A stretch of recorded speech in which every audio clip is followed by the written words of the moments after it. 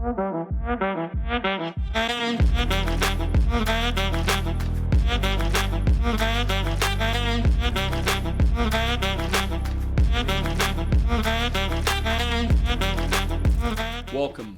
to the Larson Griffey Pickett podcast. Today we're going to talk all things law school. That's that place where people go who have an interest in becoming lawyers, and it's where they learn to do that thing that they tell you every day in law school, and that is to think like a lawyer. We're going to explore the pros, the cons, the good, the bad, and the ugly about law school, about whether that's something that people should invest their time in, that people should aspire to, and all there is about that subject. So here we go. First question, should I go to law school? I venture to say every human that's become a lawyer, at least in recent history, right, has asked themselves that question, should I go to law school? And one of the big cons that you hear talked about so much now with regard to should I go to law school is the expense, the cost of acquiring a legal education. And people can spend, at this point, it's hundreds of thousands of dollars, and probably in the neighborhood of probably $200,000 to $250,000 to receive what's called a JD, a Juris Doctorate degree. That's the end of the line after you finish law school, which is typically 3 years, unless you do a night program, which is 4 years. So that weighs heavy on people, that expense. And the first thing I would say about answering the question, should I go to law school? First of all, you're going to have to take and pull the expense of it out of the equation, right? While it matters, while that calculus and the bean counting is important, that shouldn't be the very first thing you're analyzing when you're asking whether you should go to law school. Number one, sort of first and foremost, are you curious? Are you curious about the law and the way the law interacts with humanity, right? That is, each and every one of us, we live our daily lives, and there's a whole plethora, a whole slew, a mass of law that we have to either follow, comply with, or not comply with, rules, regulations, things that govern how we interact in a civilized society. And so the first question is, should I go to law school, is, am I curious? Am I curious about how the law functions? Second question is, do I want to take that curiosity and learn the law, here's the most important part, in a way that serves others? Okay? So you start with that seed of curiosity, and is it real? And is it curious about the law? And the second part is, does that curiosity then manifest itself in a way that allows me to serve? And I want to bold print, all caps, the word serve others. And if you don't answer yes to that question, I would say hit the pause button and think about whether you really want to invest the time and the money into a law school education. So again, as you sort of start that question and answer for yourself, first remove the cost equation, temporarily suspend that, and ask yourself about what's your level of curiosity, and are you looking to serve others? Those are the first two most important questions. How do I get into law school? Like everything, with regard to academia, there's a whole series of requirements that you have to go through. The first part is you've got to get a college education, right? For most of us, most folks, that's a 4-year college degree, and then there's an application process to law school. And a lot of people say, well, what do I get my degree in, right? And you get a degree, it doesn't matter. Actually, it's not that significant. Poli-sci is pretty common degree, political science, but there are communications majors, there are economics majors, writing majors, mathematic majors. I mean, anything you can think of. You get a college degree, and then once that's completed, if you through your course of study as undergraduate studies, if that interest in the law continues to persist, you have to do this. Typically, an examination called the LSAT, right? It's a law school entrance exam. And some schools now are changing, right? They're no longer requiring an LSAT to get into school. They look at other things. Some schools are allowing people to take a graduate course or a test examination for test exam for graduate school. But historically, it's been the LSAT, and then the score that you receive on the LSAT will really dictate, in large part, not exclusively, but in large part, it'll dictate where you're going to get into law school. And then once that you get an LSAT score, you then have to take that score.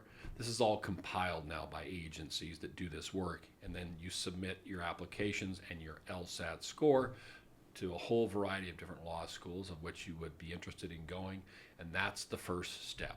Once that's done, you've got to receive acceptance letters, or in my case, you receive a lot of denials, but you hope and pray that you get into a law school somewhere, and then you have to decide whether you accept. So the steps are college degree, LSAT, application, and you hope for admittance, that letter of acceptance. Choosing a law school, a lot of times for folks who are very smart, they have great academic records, right?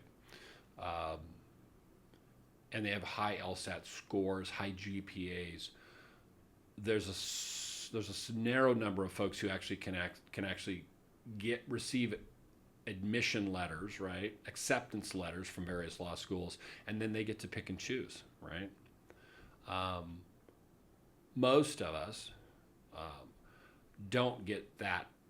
We actually don't get that much of a preference as to where we would want to go, right? We'll apply to law schools, and then you go to you get it. Whatever schools will accept your scores and your rank and your academic record, you'll pick from those schools, right? So it's not often that people actually get, this is the school I want to go to, that's the school I got into. That happens, but for a lot of people, myself included, I was wanting to just get into a law school, right? And I wanted it to be an ABA, an American Bar Association accredited school. Now, there are lots of schools that are not ABA accredited, right? I don't know enough information about them. I'm sure some of them are quality institutions, but for me, I didn't know exactly where I wanted to practice law, so what was important there is to get into an ABA accredited school that would allow me to set for the bar examination in any state in the country. So when you select the school you go to, I would lean toward ABA accreditation, which allows you to pick and then choose which bar examinations, which state bar examinations you want to set for, and as a result of that, be able to kind of sort of pick where you wanted to settle and practice law. But the ABA accreditation, all of the law schools will follow a similar curriculum. You also should pick a law school if you're able to select from a number of acceptance letters. You want to find a law school in a place that you enjoy being, but not too enjoyable. And what I mean by that is my first year of law school was in Southern California, and I can tell you that a lot of the folks that I started law school with, we didn't end law school together, and that's because the first year is a very difficult year. And if you are in a place that it may be a little too fun, it may be a little too enjoyable, you may have a more difficult time focusing on the academics and the studies and the rigors of law school and spending a little more time enjoying the community that you're in. While that's important, I would say probably of even more importance during those law school years is hitting the books. So find a place that you enjoy, a place that accepts you, admits you to the law school that's enjoyable, but not too enjoyable. What will I learn in law school? The law, every law school typically follows a very similar first year curriculum where people learn uh, criminal law, criminal law, contracts law, property law, civil procedure, torts, which is injury law. That follows a very similar pattern. And what you're learning there is not so much what the law is, but a phrase that you'll hear quite frequently during your law school journey, and that is you're learning how to think like a lawyer. How to think like a lawyer.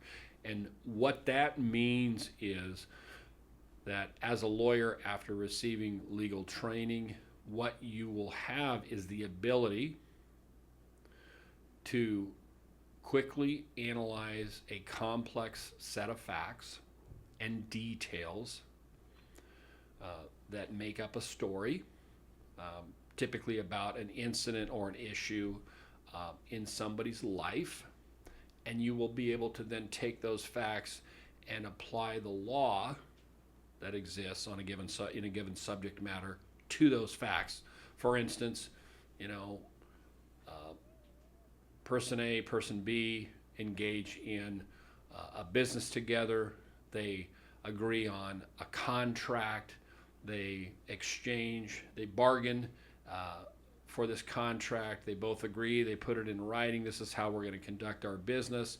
And then B goes about and breaks the contract, doesn't follow the rules, if you will, that are set out in the contract, and A then has to go to court in a legal action to force B to actually do what they promised to do all along in the contract, and you've got a breach of contract claim that evolves in court.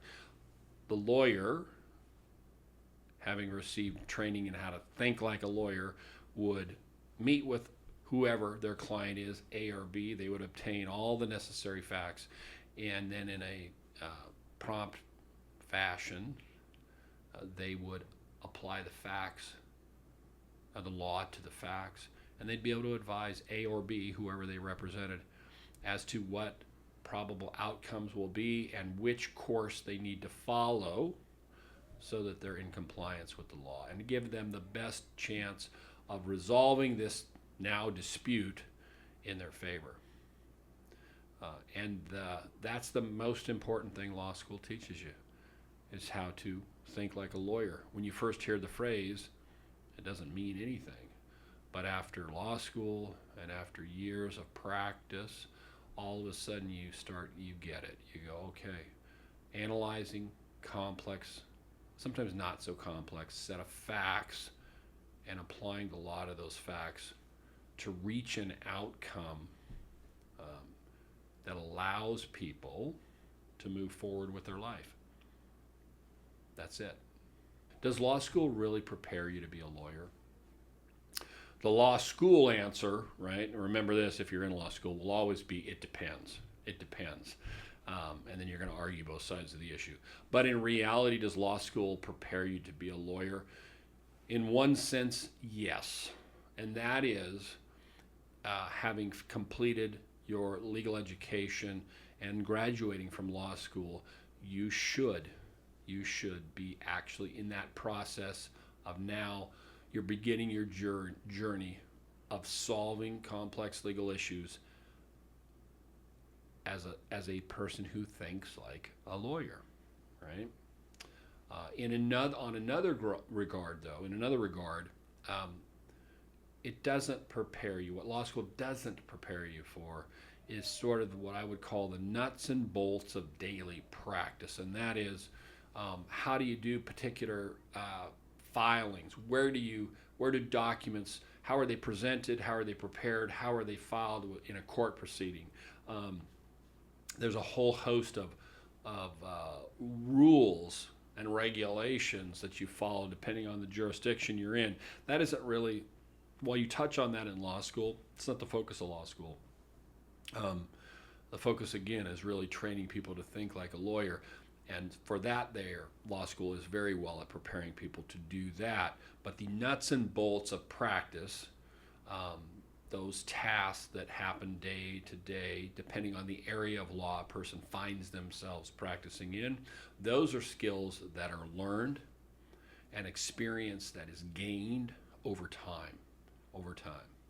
Um, so in that regard, it takes post law school experience to learn all of those, the application of all those different areas. What if I don't get into law school? And a lot of people, just the journey to get to through the application process is an effort, and it takes a good deal of effort, a good deal of energy and time to get through the application process. And then if you don't get in, there there is no should be no disappointment or offense taken at not getting into law school. Every year there are only so many seats. There are only so many seats for law school, and I think if you don't get into law school, while that can be disappointing, there is a whole world out there apart from the practice of law. And I've known a significant number of people who've applied through to law school. They haven't gotten into law school, and they have gone on to incredibly successful careers in other areas. So you don't take a denial, and I think I received 4 or 5 denials to law school initially. Eventually got into a law school. And was successful in getting through that process. But if I hadn't gotten into law school, while I would have been disappointed, I would have turned my attention in another direction. I don't think it's something that you lynch your entire, connect and sort of link your entire life to. It's a goal. You set the goal. You seek to achieve the goal. But if the door closes, look for another door to open. That's not a legal principle. That's a fact of life. Look for another door, and don't give up prematurely, but don't spend a lifetime on the what ifs or what could have, would have, should have been. Focus on the next opportunity that comes your way, because I believe law school is for people who get admitted, it's one single opportunity in a person's life. It is not the only opportunity in somebody's life. It's one of many. And just simply, when the time, if you don't get in, look for the next door to open and the next opportunity. And that's more than a legal principle. That's a philosophy for life. Day in the life of a law student. Some of that depends on the particular law student. For me, again, can tell you from my own experience, law school was a long difficult process that required a lot of work, right? And I think that really kind of depends on the person. For some people, the workload maybe same amount of work, but some people approach it very differently. Maybe that's probably the best way to say it. And I was a person who had went to law school a little bit older. I was 30, I think, when I started law school, which I thought was very old at the time. And now I'm like, that was very young. But I approached it much like a business. I had a goal. I decided I'm going to study. I focused probably more on the study, heavy lifting side of the equation. Very little time for extracurricular activities. Just focused on my classes and focused on graduating and focused on passing the bar exam so I could start practicing law. And that was a long process. However, I'll say this in hindsight now. I've been practicing we'll soon be approaching 30 seasons. 3 years of law school went by. Long days, but overall in the blink of an eye.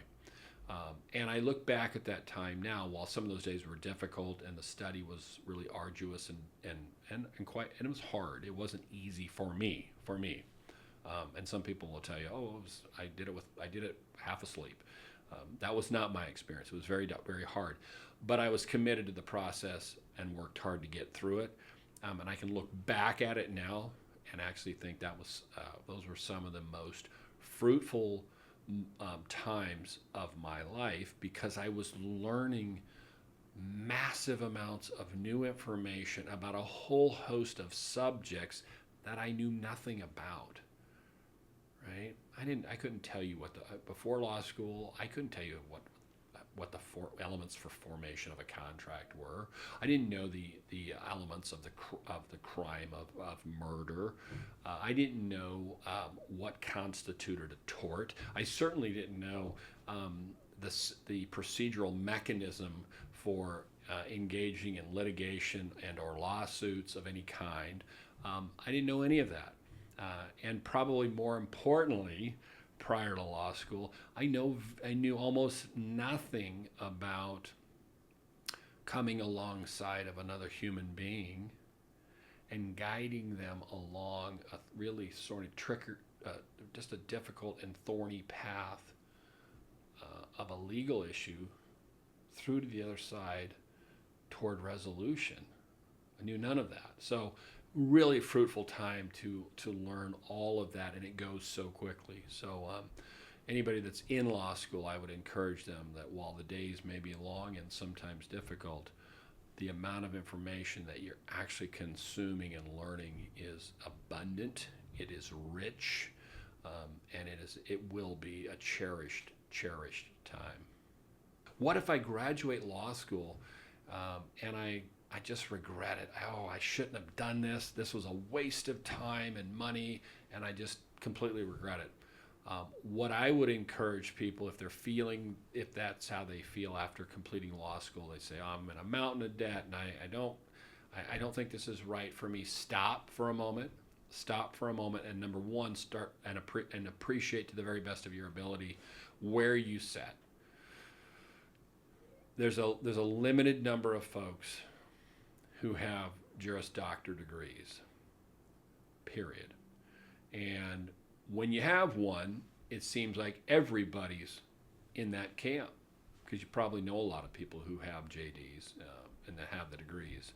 But in the bigger picture of the world, there's a small number of people who have those degrees. And with those degrees, if you find yourself, oh, I think I made a mistake, I shouldn't have done this, remember this. With the JD degree, there is a world of opportunity for things that you can do. You don't have to necessarily practice law, right? The nuts and bolts of legal practice. You can work for business. You can start your own business that's not related to law, but you'll use that as a fundamental background and a backdrop for whatever you engage in. There's a whole world of not only corporate or business interests, but there are special interest projects. There are community service endeavors. There's a whole world that opens, and it is not a negative in any way, shape, or form that you hold a Juris Doctor degree. In fact, it's a huge plus.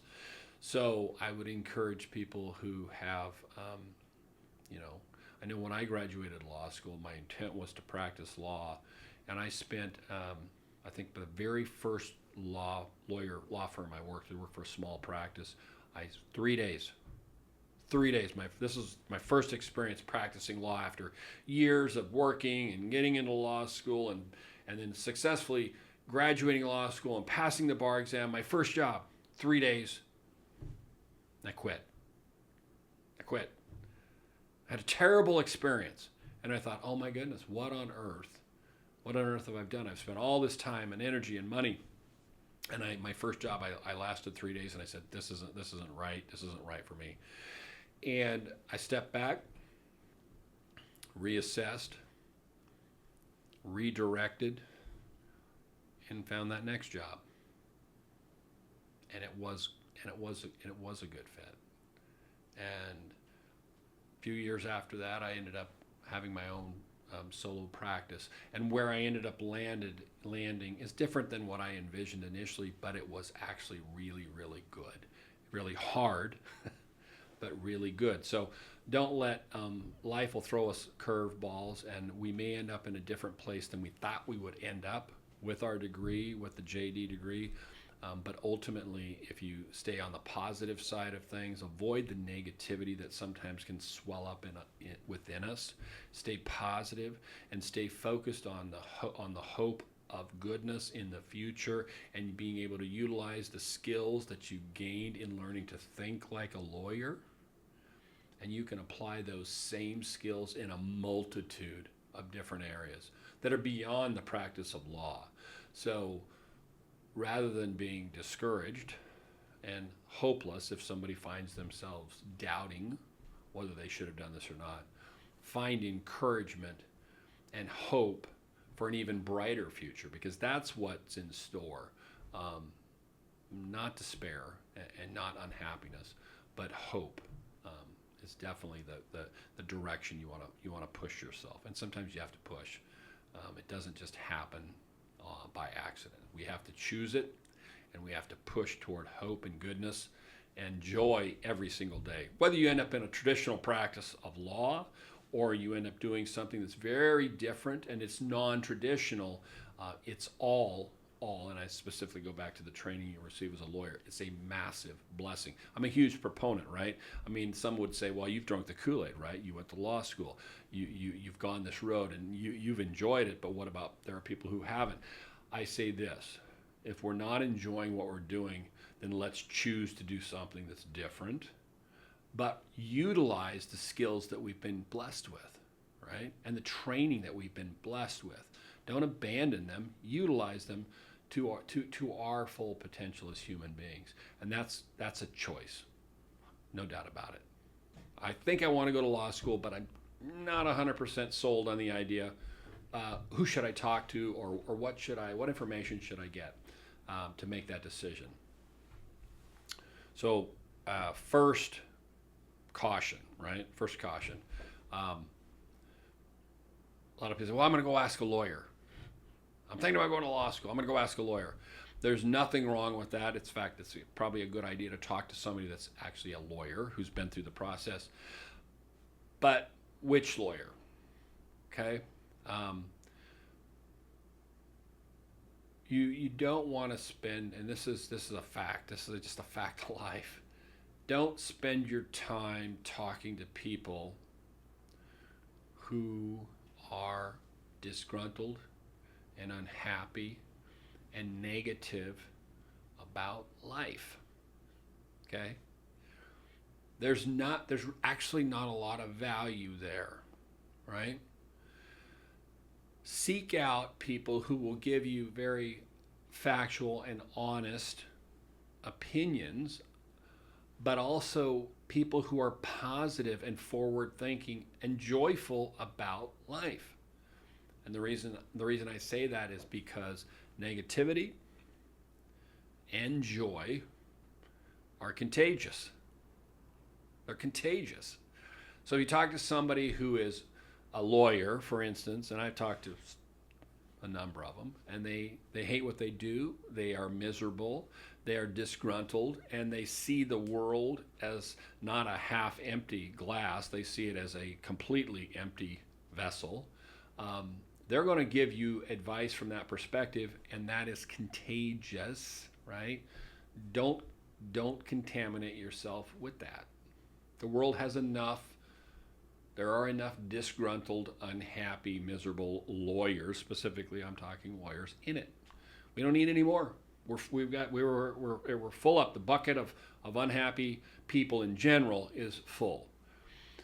What we need more of is people who are full of hope, people who are full of joy, people who are absolutely contagious with goodness, right?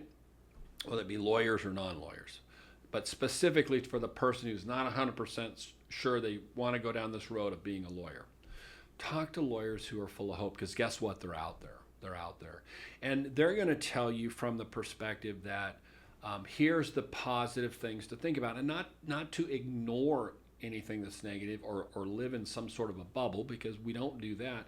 But there is a whole bunch more of goodness and contagious energy when you associate yourself with people who are positive in their thinking. So those are the people you want to talk to about law school.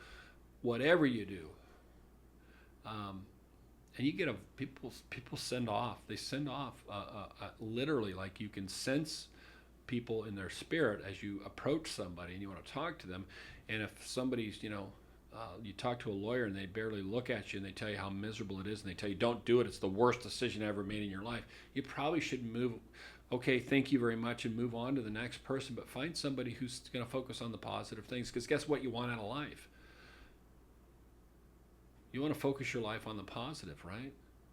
Because if you don't, What did Thomas Hobbes say? It can be nasty, brutish, and short. Well, that's not the kind of life we want to live. So let's look for the positive things and talk to people who are uplifting, right?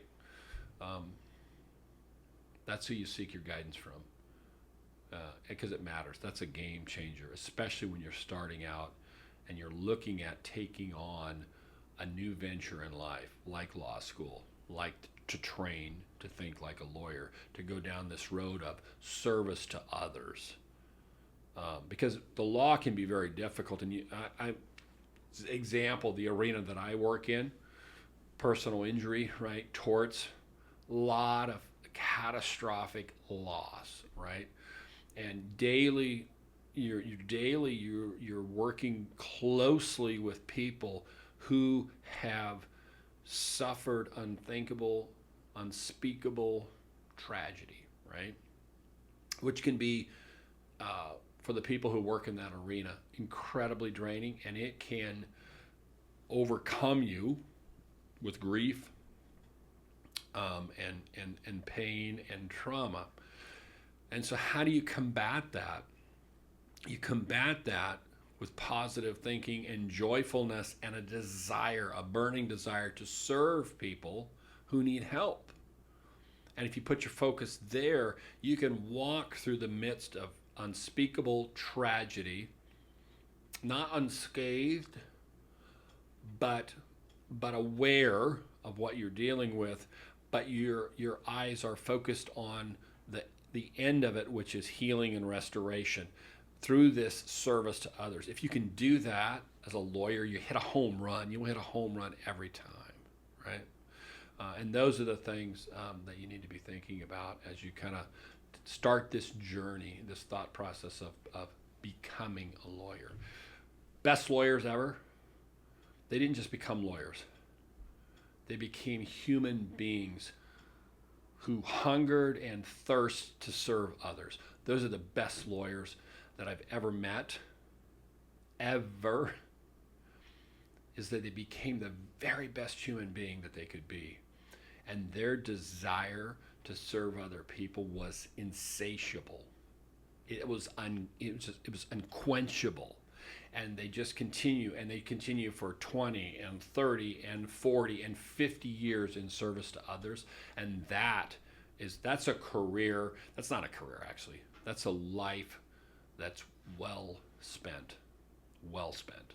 If you're thinking about taking that law school journey into the legal profession, feel free to reach out. lgplawfirm.com. I'd be happy to answer your questions and encourage and support you in that decision-making process. We're always happy to help. Thanks and have a great day.